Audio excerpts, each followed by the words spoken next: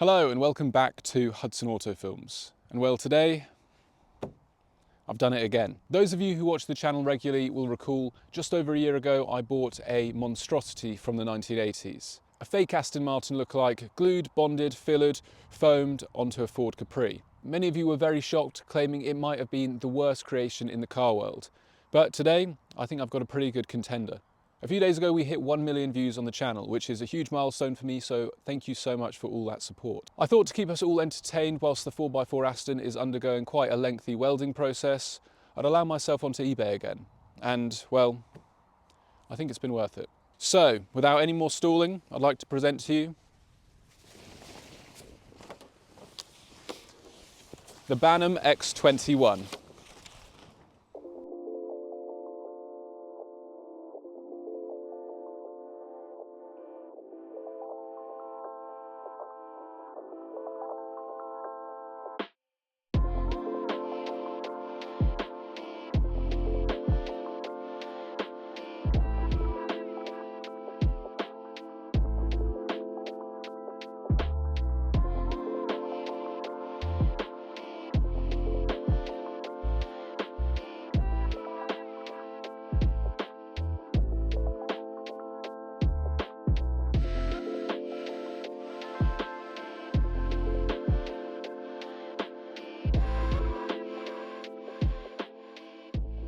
So, what have I just bought? I'm not actually going to lean on it as it is filthy.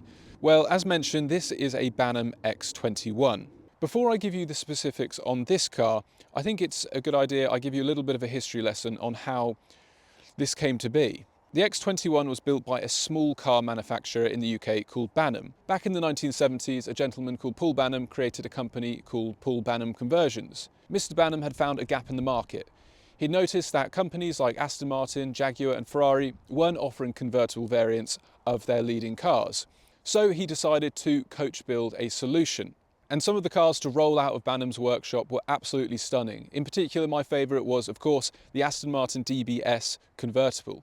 They took an amazingly beautiful car and, in my opinion, enhanced it even further. But how did Banham go from making exquisite supercar conversions to making things like this? Well, after a few years, companies like Aston Martin decided that they would offer a convertible option from factory, thus eliminating the demand for companies like Banham. So Banham decided to move into the then booming kit car scene. They made a very popular Sprite replica called the Sprint, they made Porsche replicas, and they even made a special coach-built variant of the Jaguar XJS called the Jaguar XJS-S. But in the late 90s, we arrive here.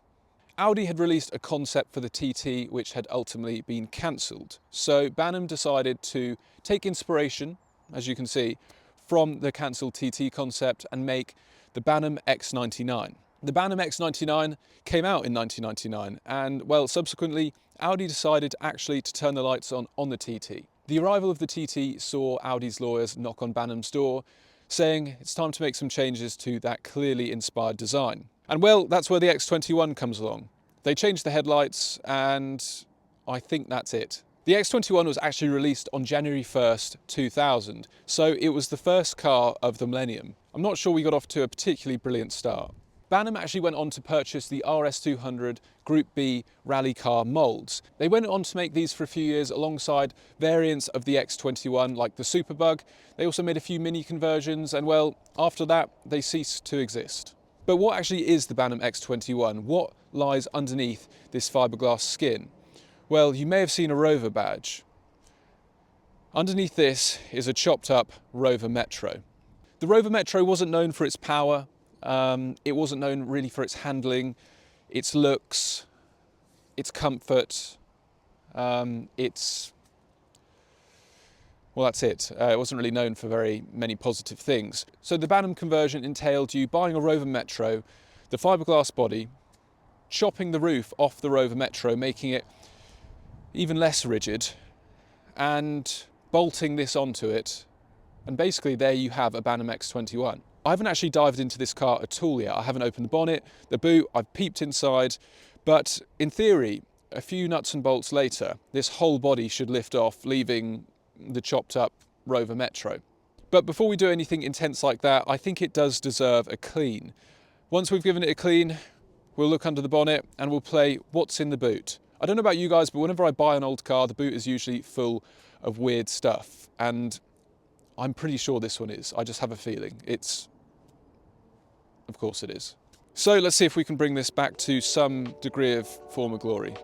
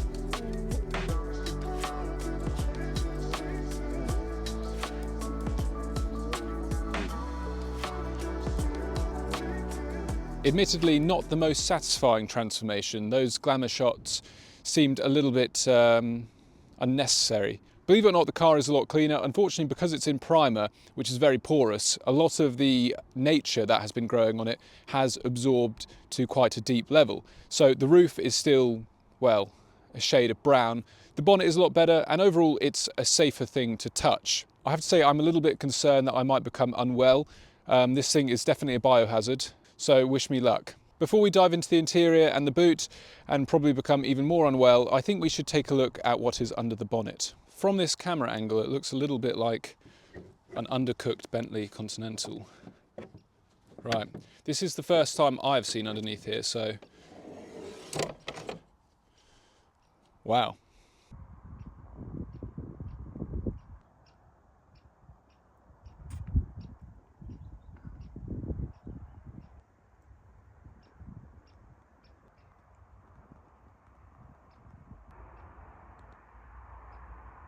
Well, this really is the gift that keeps on giving. As you can see, we have underneath all of this undergrowth a Rover twin cam. I'm just going to try and remove as much of this as possible. You know, just a quick detail. Remarkably, oh, that's nice and secure, as you'd expect. Excellent, excellent stuff. But remarkably, believe it or not, with a pinch of salt, everything looks fairly complete. Okay, I'll take you for a quick guided tour. As you can see here, we have our lovely Rover twin cam. Lovely is probably not the best use of language. And then essentially we just have a remarkably solid engine bay. You know, usually this is all completely gone in a lot of these, so that is good. I'm trying to look for the positives here. I just did the old dealer trick and sprayed the whole engine bay down with WD-40. So it's probably all the repair work done now, ready for a road trip. Okay, so now on to the boot. Before we endeavour inside, I thought I'd quickly fill you in on what I know about this car in particular. As mentioned, I found it on eBay. The opening bid was £250, and I thought, you can't really get anything for £250 these days. Someone will surely outbid me. There's probably some small part on it that has value, so I won't win it. Anyway, shockingly, nobody else bid on it. I don't know why. So strange. The guy I got it from told me he had taken it in exchange for a debt. It'd been sitting in his yard, as you can see, on grass for around 2 years, which can't have done it any favours. He told me the guy he got it from was a mechanic. I'm not quite sure why a mechanic with, you know, that knowledge in mind would buy something like this, but they did. And apparently he had owned it for around a year and even had it running. But regardless, that was around 2 to 3 years ago, and it has sat in a muddy field since then. But let's look inside the boot. Maybe there'll be some relics from its past. Maybe there'll be a nice brand new snap-on tool set in there. You never know. Right, how does this... Nice. Yuck. Trim. Rover door card, which looks disgusting. This is completely full of water. Oh, that is foul. Lots of rubbers, and not the fun type.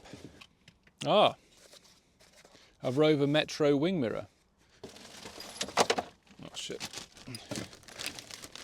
A bag full of seat belts. I don't think that's going to help us, is it? Not sure. Brand new from IKEA. Wow, that's cool. Okay, well, here is the disgrace that is the inside of the boot. Even though, yes, it is filthy, what is quite amazing is it's not rusty really at all. If I take you here, you can see the worst area we've got is there, a little bit of pinholing. But the main body of the boot, of course, is surface rust everywhere, but there's not holes. Obviously, these go very quickly. Here are the disgusting findings. I'm going to look at what's in these water-ridden boxes in a moment, but the only bits of value are maybe a wing mirror, glove box. The rest of it is just foul. Okay, container number one. This is disgusting.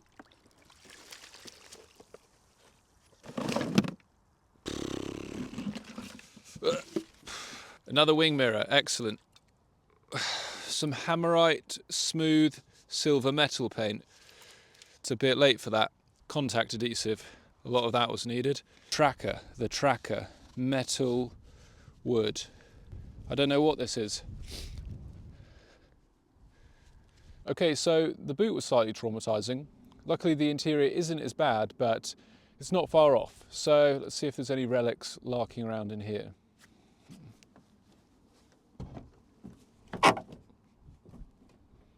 Great. Oh, again, a lot of grass growing in here.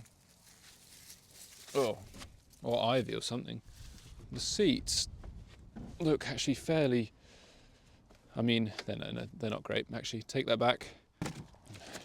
A box of boxes. A lot of rat in here. Great. Just take you a little bit deeper. This is where the Rover back seats would have been. As you can see, it is foul. There is where the rat lived, but even the rat has vacated. As you can see back there, there is a little bit of a roll bar, which is basically just where the fiberglass shell fits or bolts onto. Look at this very nice weld for our custom A-pillar. It wraps around and creates the only bit of roll safety structure we have in the whole car. As you can see in this corner, it is just as bad. Luckily, there is a lot of mastic though, which hopefully will save us. Luckily, we do have a key. Excellent. And it does turn. So, all pros. But other than the remnants of a rat and a rather disgusting Budweiser, that's all that's inside.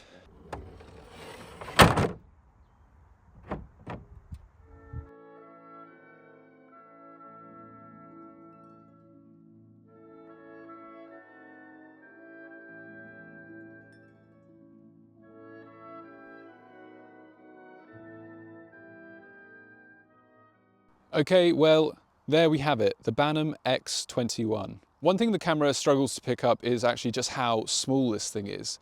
You know, the first generation Audi TT was a small car, and this is so much smaller. This is tiny. We'll have to do a size comparison soon with the 4x4 Aston.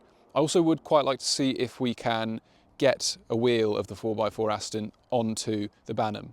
And I don't mean bolting it on, I mean driving the 4x4 Aston. Okay, so what are my takeaways on the Banham X21 and what is the plan for it?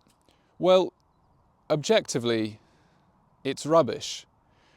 But in a similar way to the DMS Bullet, it's kind of brilliant. Vehicles like this, for good or for bad, mainly for good, are things we're never ever going to see again. The 80s and 90s were a time, you know, with the boom of the kit car scene, where someone had an idea and they just did it. You know, I have a lot of admiration for people like Banham and DMS, the Dorset Motor Services, who made the Bullet, because it made no sense. None of this makes sense, but they had an idea and they just did it. And I think these days you have an idea, you're either hit by red tape or you're encouraged not to do it. And I think that's a shame. Not saying I'd recommend making these things, but it marks a time in motoring history and we're never going to see them again. And so for that reason, I think these are actually quite special. Is it ever going to be worth any money? Absolutely not. Any money we put into it, we're never going to see back. However, is it going to be fun? Well, for me, yes. I honestly find weird cars like this far more interesting than modern supercars and even a lot of classic cars. This was such an unruly period of time for car building that none of these are ever the same, and they're just fun to dig into and just question all the choices that have been made. I've been around cars for a very long time, and it takes a lot for me to become interested in something now. Especially with modern cars, I really struggle to engage with them in a way that many can. Classic cars, I've done the rounds, I've had quite a few, and again, it's quite hard for me to engage with them like I used to be able to. Hence why I'm building things like the 4x4 Aston, because it's just fun and it's unlike anything I've done before, and with projects like that, they're never quite the same each time. So this sort of thing falls into a similar category. With the exploration of interesting things in mind, what is the plan for this car? Well, I think we're going to do a budget shoestring build on this thing. We're going to get it running and driving, paint it in a crazy fashion, which we'll talk about in a minute, wheels, kind of bizarre modifications, I've got lots in mind, and then just have some fun with it. Take it on an adventure, take it off-roading, something like that. Run over it with the 4x4 Aston. We're going to have some fun. One brief thing is, I think the body on this is very easy to remove. There's only a few places where I can see it's bolted and riveted on. I think we could whip the body off, and then we could actually see the state of the Rover chassis underneath. Obviously we did that with the Bullet, and a year later the Bullet is still undergoing quite significant restoration, which you'll see at some point, because when you open that can of worms, you really do. So part of me does want to take the body off this and see how it comes on and off, and see the state of the chassis, but another part of me thinks, if we take it off, will it ever go back on? Unlike the Bullet, I feel less passionately about restoring this to a higher level. But let me know what you think. If you guys really want to see me take the body off, I will do it. However, if we don't, I've got two build ideas. One is to paint this a desert sand colour, put big knobbly wheels on it, lots of lights, roof rack, all that sort of thing, and have a strange rally safari off-road build. That's one idea. Option number two is to make it a replica of Lightning McQueen. So please do let me know in the comments what you'd prefer to see. It's going to be a fun little build in between the bigger builds. So if you enjoyed this video, and even if you didn't, please do like, share, subscribe, all that sort of thing. It really does help me out. If you'd like to support the channel further, please do check out the Patreon. I've linked it down below. Over there, I share behind the scenes, bonus content, daily updates on nonsense like this. Next week, we'll be back on the 4x4 Aston, removing the body from the chassis in preparation for all the welding and chassis and body restoration that you will be seeing in due course. But until then, thank you for watching, and I will see you then.